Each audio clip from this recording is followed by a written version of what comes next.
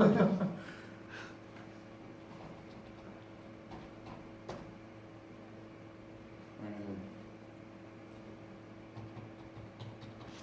I'll make a pyramid and then I'll pull the bottom one out of the pyramid. Mentos. Stack them like Jenga.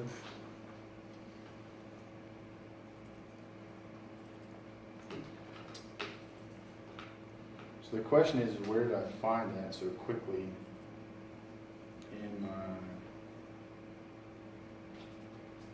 on box? I think it's right here.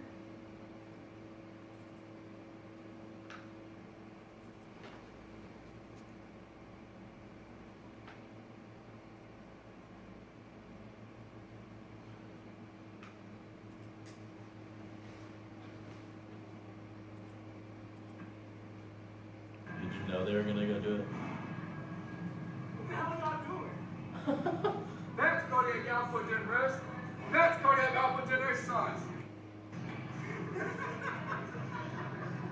Beautiful.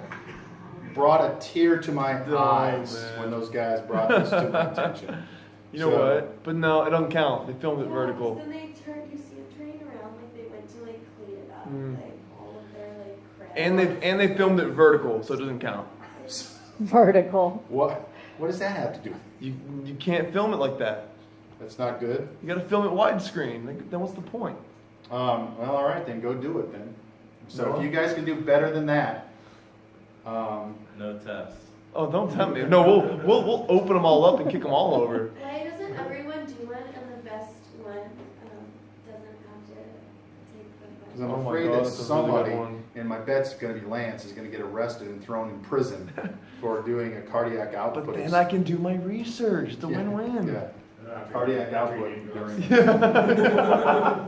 the employee So- came in so It's like, who do you work for? So That's first. they got the Kroger guy to come in on it. He was a part of the deal too. So what the hell are you guys doing? See, they had all. It was a full production. Now, Oh, he even knew. Why'd they turn around? Don't count then. doesn't count. So yeah, do not get arrested. Don't dump pop all over the aisles in Kroger. We'll go on the intercom and do it. Yeah, that's what I'm afraid of. Let's go. That's what I need is to turn those people loose on Kroger. My name is Scott Davis. Yeah, Dr. Davis. This is cardiac output. This is cardiac output. Or having guys out front just yelling at people going in Kroger. Wonderful. So cardiac output increases amazingly, 34 liters per minute. You guys don't even know. Imagine if I dumped 34 liters on you right now. That'd be a ton of fluid. Now think about it per minute. 34 liters per minute. Amazing. Okay.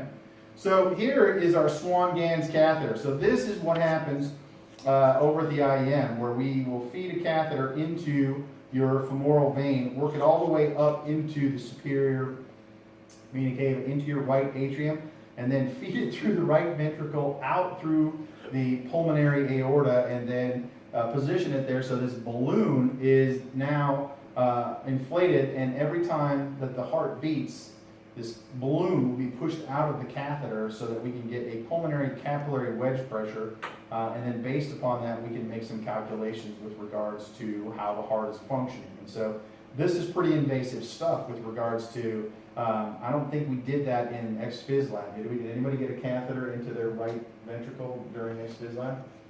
No. If Dusty's doing that, it's news to me. The great news is we have the ability to do that with our equipment. We don't have any of the catheters, but the equipment that we have, we could be able to do that. But what's great about this is now you can look at some things called pressure volume loops. Okay, and this is something I really like to explain to the exercise physiology class, because it takes what we've seen in the Wiggers diagram and expresses it in a little different way, and in a way that you guys haven't ever seen before, I think, graphically speaking. So you've seen this before right here, right? Yes. That's the Wiggers diagram, right?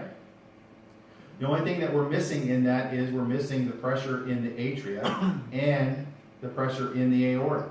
Okay, so we're only looking at the left ventricular pressure tracing there, and we see that huge increase during isovolumetric contraction, where it goes up here. So that's B in this case, and then as the pressure drops back down, so we can fill it. Volume, we've seen this before. we're loading it up with blood, contraction, blood's pushed out, end diastolic volume minus end systolic volume is what?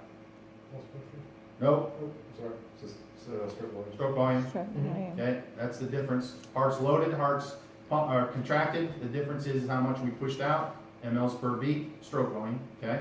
So now we're gonna express it a little differently, okay? We're gonna express it as a pressure volume loop, okay? So now let's go over here and take a look at this, okay? So here is this pressure volume loop, okay?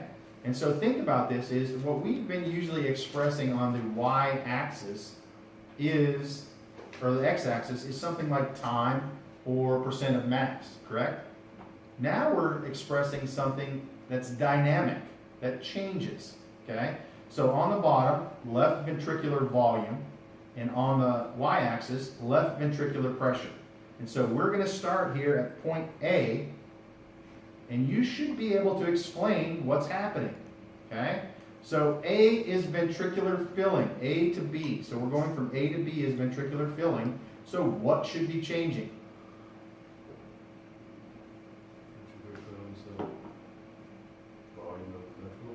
So what happens then? Yeah, so A to B, we go from about 65 mLs to 135 in this instance, okay? Now we see something right here that's a little weird. What is this? A little upswing right there. And that upswing means that in order to get to that final volume of 135, we had a change in what? Change in pressure. Pressure went up right here, okay? So what does that entail right there? Valves closing. Or if the valves were closed, The no valve's volume. already would- closed. What's that? The valve could already be closed. The valve didn't close because if the valve was closed, there wouldn't be a change in volume. So think about the Wiggers diagram.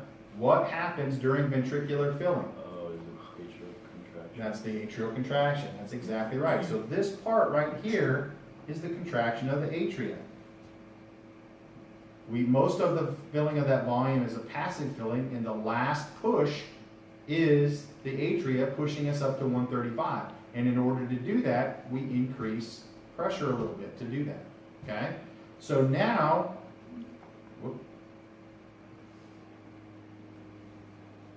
Let's clear this out.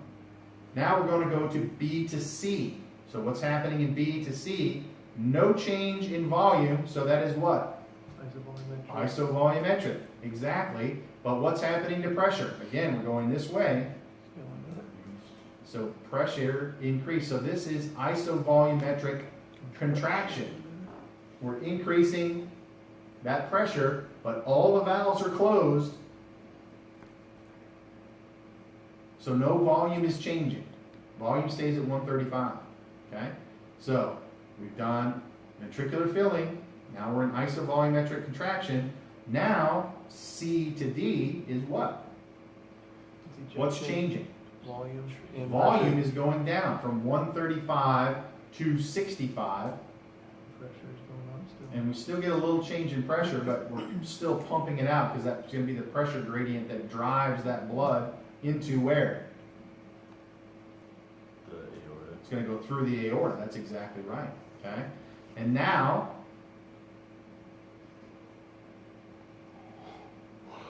we reset it, go D to A. Again, isovolumetric, no change in volume. Volume change is staying at 65 mLs per liter, right? But now what's happening? Relaxation. Pressure is now dropping back down in the ventricle so that we can fill it from the atrium.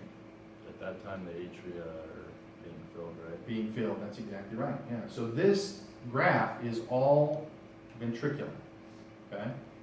So it's ventricular volume, ventricular pressure. So then what happens after that? Yeah, so basically what happens is this graph looks like this.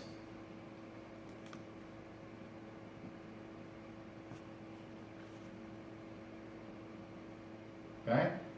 Which is pretty cool.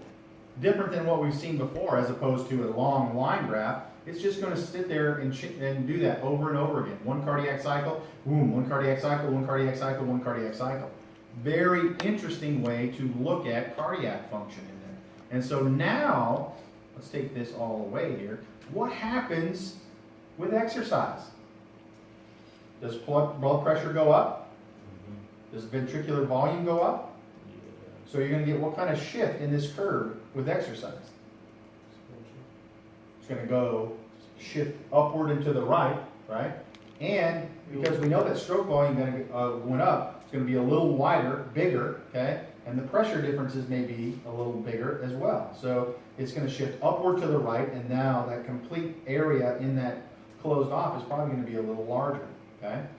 We can calculate stroke volume because this is where we were completely full ventricular-wise, and now it's ejected out empty here. So 135 to 65 gives us a stroke volume of what? 70 mLs per beat, right? That's exactly right. So in this case, this is end diastolic volume, because that's when it was completely full, right? End systolic volume is here when it completely contracted. End diastolic volume minus end systolic volume is stroke volume, okay? Now, the other thing that we can tell from this is about these valves, okay? So I'm going to move this over, and you tell me. So A, what's happening in A? Valve-wise. AV valves are opening. So the AV valves are open. What about the aortic and pulmonary valves? Closed. Closed. B, AV valves closed. AV valves closed. Everything's closed. Everything's closed all the way up until C, right? So C, now what happens at C? Pulmonary and aortic valves open, right? And so the atrioventricular ones are closed. What happens at D? The pulmonary aorta closed. Everything closed. Everything closes again, right? So let's see if that happens. Okay? So mitral valves open, mitral valves closed, aortic valves open, aortic valves closed. So I think you guys are spot on there, right? Okay? And then we can look at those segments as A to B, ventricular filling, B to C, isovolumetric contraction, no change in volume, C to D, ejection of the ventricle, D to A, isovolumetric relaxation. Beautiful. What an amazing way to look at cardiac function, okay? And so with these catheters now, you can actually look at these pressure volume loops, and you can look at other cardiac function as you're doing a perturbation or a stress, because you're doing it on a beat by beat basis. So can we do this? Can we go down to the lab and generate pressure volume loops? I don't know if you need a catheter. So could we generate, or could we get the left ventricular pressure? Get close to it. We couldn't get this down here, could we? Those ventricular pressures we can't get because we're not in the ventricle. But we could get these ones, because this is what? Going to be close to aortic pressures up here, right? What about stroke volume? Have you guys done anything to measure stroke volume? Yeah, just through calculation. Just calculate. So you're estimating stroke volume. So we really couldn't do these down here because we're limited by the fact that we can't do anything invasively, okay? And so we can estimate stroke volume, and we could maybe estimate what's happening with pressure to come up with an estimated pressure volume. But in order for us to do that, we'd have to have a cardiac catheter and get these pressure volumes. And that's why Dr. Levine, who's a trained cardiologist, does those things, okay? So, let's see if we are, yeah, so then we're going to talk a little more about heart rate, get into some interesting stuff. So, Monday, I told you that there was going to be, class was going to be canceled. I've changed my mind. So I'm going to be sending you an email, hopefully tomorrow, I'll get it set up, which will be a Zoom meeting. And so we are going to log in on our computers, and everybody has a computer, is that correct? Anna, do you have a computer? Does it have a camera on it so that you can FaceTime with your mom and dad? You know you do, Carmen. Yes. Do I have a camera on my laptop? Yeah. So when you log in, what will happen is we'll all be floating heads in a meeting, and then I will share my computer with slide presentation. I will be sipping Mai Tais on the beach in San Diego. And you guys will be, I don't care where you're at, as long as you're on your computer, and looking at me. I will not take photos of you. You have to be responding to me. I don't want you to all of a sudden not be in your camera. So like you got up and went to the restroom, or you just have Take to it go. to the restroom with me? Yeah, that's fine as long as we don't just see your, just see your head. We don't want to see anything else, but I don't want to see you walk away for 30 minutes and then walk back. So I think it's going to be exciting. And I think what we'll do at that point is we may just kind of remotely start doing it at the end of the semester, and we'll try to guess where each person's at when we're doing it. So we'll move around campus, and we'll go, Wendy, where you give us hints of where you're at. Lance is gonna be in prison. Is there a way to record it? Do my There research. is a way to record it. So I can record it.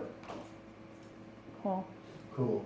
That's all? Cool? I can count on you to do that then? Yeah, you can count on it, Okay. yeah. Still need 10 to 11. If not, you can still put your recorder on right next to your So you- computer and Yeah. record it just like that, so. Oh. Do that just in case. Okay. It does, but we've done it, so.